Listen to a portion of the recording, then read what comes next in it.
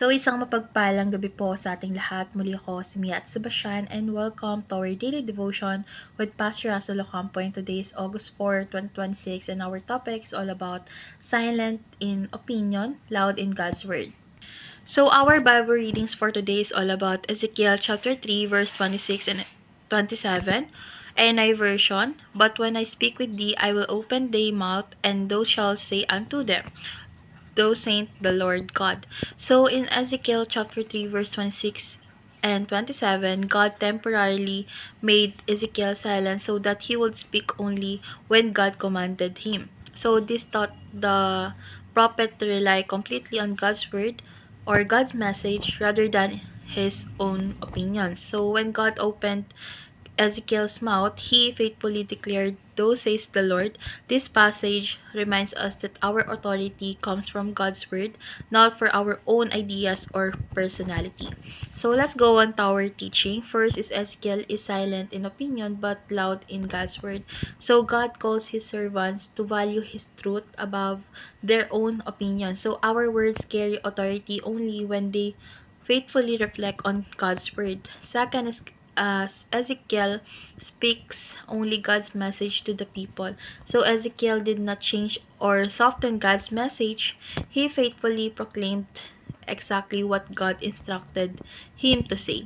And last is Ezekiel derives his authority from God, not from his own personality. So a faithful servant's influence comes from obedience to God, not from popularity, charisma, or personal opinions. So let's go on to our application. How do we respond? First is speak only when it matters at the right time. So we need to practice wisdom and self-control, knowing that not every situation requires our opinion. Second is speak when God prompts your heart through His word. So let allow scripture to guide our conversation that so that your words or our words encourage, correct, and build others up. And lastly, is speak less about your own opinions and more about biblical truth. So let God's word shape our conversations, decisions, and counsel to others. So let's go on to our discussion. Why is silence just as important as speaking when exercised at the right time and in the right way? So why silence keeps us from speaking carelessly or allowing our emotions to control our words? So it gives us time to listen to God, understand others, and respond with wisdom instead of impulse.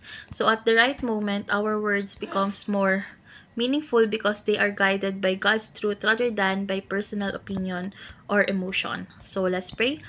Heavenly Father, thank you for the gift of your word. Teach us to speak with wisdom, humility, and love. Guard our mouth from careless words and help us to know when to remain silent and when to boldly proclaim your truth.